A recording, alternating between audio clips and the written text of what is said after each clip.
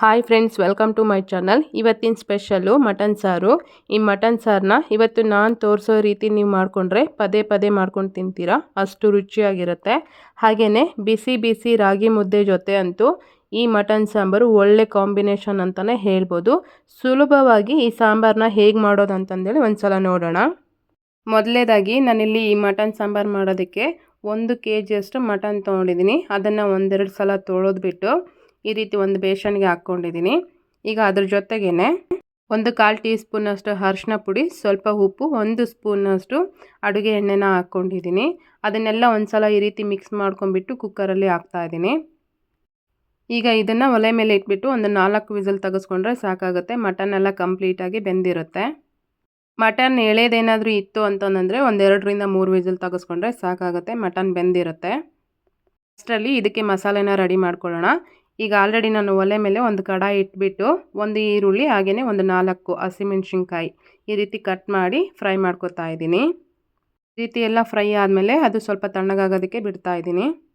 ಈಗ ಒಂದು ಮಿಕ್ಸಿ ಜಾರಿಗೆ ಸ್ವಲ್ಪ ಬೆಳ್ಳುಳ್ಳಿ, ಸ್ವಲ್ಪ ಶುಂಠಿ, ಸ್ವಲ್ಪ ಕೊತ್ತಂಬರಿ ಸೊಪ್ಪು, 2 ಟೊಮೆಟೊ, 5 ಏಲಕ್ಕಿ, ಒಂದು 10 ಲವಂಗ, 1 ಸ್ಪೂನ್ನಷ್ಟು ಗಸಗಸೆ, 3 ಪೀಸ್ನಷ್ಟು ಚಕ್ಕೆ, ಒಂದು 15 ಮೆಣಸು ಇಷ್ಟನ್ನು ಹಾಕ್ಕೊಂಡಿದ್ದೀನಿ.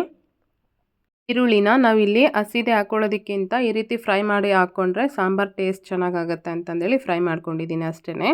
ಇದನ್ನು ನಾವು ಒಂದು ರೌಂಡ್ ರುಬ್ಕೊಂಡು ಬಂದಮೇಲೆ ಫ್ರೈ ಮಾಡಿ ಇಟ್ಕೊಂಡಿರೋದು ಈರುಳ್ಳಿ ಇತ್ತಲ್ವ, ಅದನ್ನು ಇದರಲ್ಲೇ ಹಾಕಿಬಿಟ್ಟು ಈ ರೀತಿ ನುಣ್ಣಗೆ ರುಬ್ಕೊಂಬಂದಿದ್ದೀನಿ ನೋಡಿ. ಇದರಲ್ಲಿ ಗಸಗಸೆ ಎಲ್ಲ ಹಾಕ್ಕೊಂಡಿರ್ತೀವಲ್ವ, ಸ್ವಲ್ಪ ಆದಷ್ಟು ನಾವು ನುಣ್ಣಗೇ ರುಬ್ಕೋಬೇಕಾಗುತ್ತೆ ನೋಡಿ. ನಾನು ಈ ರೀತಿ ರುಬ್ಕೊಂಡು ರೆಡಿ ಮಾಡ್ಕೊಂಡಿದ್ದೀನಿ. ಈಗ ಮಟನ್ ಸಾಂಬಾರು ಮಾಡೋದಕ್ಕೆ ಈಗ ಆಲ್ರೆಡಿ ನಾನು ಒಲೆ ಮೇಲೆ ಒಂದು ಪಾತ್ರೆ ಇಟ್ಕೊಂಡ್ಬಿಟ್ಟು ಅದಕ್ಕೆ ಒಂದು 3 ಸ್ಪೂನಷ್ಟು ಎಣ್ಣೆ ಹಾಕಿ ಒಂದು ಈರುಳ್ಳಿನ ಈ ರೀತಿ ಕಟ್ ಮಾಡಿ ಫ್ರೈ ಮಾಡ್ಕೊತಾ ಇದ್ದೀನಿ. ಈರುಳ್ಳಿ ಕಂಪ್ಲೀಟಾಗಿ ಫ್ರೈ ಆದಮೇಲೆ ನಾನು ಮಟನ್ ಬೇಯಿಸಿ ಇಟ್ಕೊಂಡಿದ್ನಲ್ವ, ಅದನ್ನು ಇದರಲ್ಲಿ ಹಾಕ್ತಾ ಇದ್ದೀನಿ. ಮಟನ್ ನೋಡ್ತಾ ಇದ್ದೀರಲ್ವ, ನೀಟಾಗಿ ಬೆಂದಿದೆ. ಇವಾಗ ಇದಕ್ಕೇ 1-2 ಸ್ಪೂನ್ನಷ್ಟು ಬ್ಯಾಡಗಿ ಚಿಲ್ಲಿ ಪೌಡರು, 1 ಸ್ಪೂನಷ್ಟು ಗುಂಟೂರು ಚಿಲ್ಲಿ ಪೌಡರು, 1-2 ಸ್ಪೂನ್ನಷ್ಟು ಧನಿಯಾ ಪೌಡರು ಇಷ್ಟನ್ನು ಹಾಕಿಬಿಟ್ಟು ಒಂದು ಸಲ ಈ ರೀತಿ ಮಿಕ್ಸ್ ಮಾಡ್ಕೊತಾ ಇದ್ದೀನಿ. ಚಿಲ್ಲಿ ಪೌಡರ್ನ ನಾವು ಈ ರೀತಿ ಮೊದಲೇ ಹಾಕ್ಕೊಂಡು ಮಾಡ್ಕೊಳ್ಳೋದ್ರಿಂದ ಪೀಸ್ಗಳಿಗೆ ಉಪ್ಪು ಖಾರ ಎಲ್ಲ ನೀಟಾಗಿ ಹಿಡಿಯುತ್ತೆ. ಹಾಗೆಯೇ ಸಾಂಬಾರು ಸಹ ನೋಡೋದಕ್ಕೆ ತುಂಬ ಕಲರ್ಫುಲ್ಲಾಗಿ ಕಾಣಿಸುತ್ತೆ ಅಂತಂದೇಳಿ ಎಲ್ಲ ಒಂದು ಸಲ ಮಿಕ್ಸ್ ಮಾಡ್ಕೊಂಡ್ಮೇಲೆ ರೆಡಿ ಮಾಡಿ ಇಟ್ಕೊಂಡಿರೋಂಥ ಮಸಾಲೆ ಇತ್ತಲ್ವ, ಅದನ್ನು ಇದರಲ್ಲೇ ಹಾಕಿಬಿಟ್ಟು ಈ ರೀತಿ ಎಲ್ಲ ಮಿಕ್ಸ್ ಮಾಡ್ಕೊತಾ ಇದ್ದೀನಿ. ಮಟನ್ ಸಾಂಬಾರು ಅಂದ್ರೇ ಒಂದೊಂದು ಕಡೆನೇ ಒಂದೊಂದು ಥರ ಮಾಡ್ತಾ ಇರ್ತಾರಲ್ವ. ಸೊ ನಾನು ಹೇಳ್ಕೊಡ್ತಾ ಇರ್ತಕ್ಕಂಥ ಈ ಮೆಥಡಲ್ಲಿ ನೀವು ಒಂದು ಸಲ ಮನೇಲಿ ಟ್ರೈ ಮಾಡಿ, ತುಂಬಾ ಟೇಸ್ಟಾಗುತ್ತೆ. ನಾನು ಮಟನ್ನ ಕುಕ್ಕರಲ್ಲಿ ಹಾಕಿ ಬೇಯಿಸ್ಕೊಂಡಲ್ವ, ಆವಾಗ ನೀರು ಹಾಕಲಿಲ್ಲ, ಹಾಗೇ ಬೇಯಿಸ್ಕೊಂಡೆ.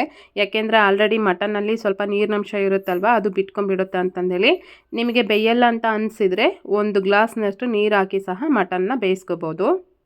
ಈ ರೀತಿ ಮಸಾಲೆ ಒಳಗೆ ಬೆಂದ ಮೇಲೆ ಆಲ್ರೆಡಿ ನಾನು ಕಾಯಿನ ಸಪ್ರೇಟಾಗಿ ರುಬ್ಬಿ ಇಟ್ಕೊಂಡಿದ್ದೆ, ಅದನ್ನು ಇದರಲ್ಲಿ ಹಾಕ್ತಾ ಇದ್ದೀನಿ. ಕಾಯಿ ರುಬ್ಬೋದನ್ನು ತೋರಿಸಿಲ್ಲ, ಸೊ ಹಾಗೇ ರುಬ್ಕೊಂಡಿದ್ದೀನಿ. ಮಿಕ್ಸಿ ಜಾರಿಗೆ ಉಳಿದಿರ್ತಕ್ಕಂಥ ಮಸಾಲೆ ಇರುತ್ತಲ್ವ, ಸ್ವಲ್ಪ ನೀರು ಹಾಕ್ಬಿಟ್ಟು ಇದರಲ್ಲಿ ಸೇರಿಸ್ಕೊಂಡಿದ್ದೀನಿ ನೋಡಿ. ನಿಮಗಿಲ್ಲಿ ಸಾಂಬಾರು ಯಾವ ಅಳತೆಗೆ ಬೇಕೋ ಆ ಅಳತೆಗೆ ನೀರನ್ನು ಹಾಕ್ಕೋಬೋದು.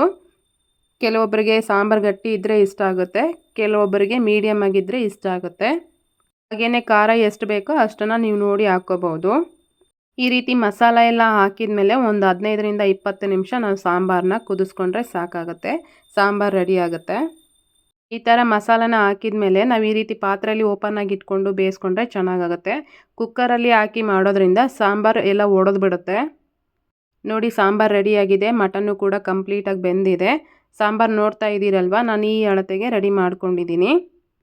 ಈಗ ನಾನು ಇದನ್ನು ಬಿಸಿ ಬಿಸಿ ರಾಗಿ ಮುದ್ದೆ ಜೊತೆ ಸರ್ವ್ ಮಾಡ್ತಾ ಇದ್ದೀನಿ. ನಮ್ಮ ಕಡೆ ಎಲ್ಲ ಮಟನ್ ಸಾಂಬಾರಿಗೆ ರಾಗಿ ಮುದ್ದೆನೇ ಇಷ್ಟಪಡೋದು. ಸೊ ನಿಮ್ಮ ಕಡೆ ಯಾವ ಥರ ಇಷ್ಟಪಡ್ತಾರೆ ಅಂತಂದೇಳಿ ನಮಗೆ ಕಮೆಂಟ್ ಮಾಡಿ ತಿಳಿಸಿ. ಸೊ ನೋಡಿದ್ರಲ್ವಾ ಇವತ್ತಿನ ರೆಸಿಪಿ, ನೀವು ಮನೇಲಿ ಒಂದು ಸಲ ಟ್ರೈ ಮಾಡಿ ಟೇಸ್ಟ್ ಹೆಂಗಾಗಿತ್ತು ಅಂತಂದೇಳಿ ಕಮೆಂಟ್ ಮಾಡಿ. So thank you.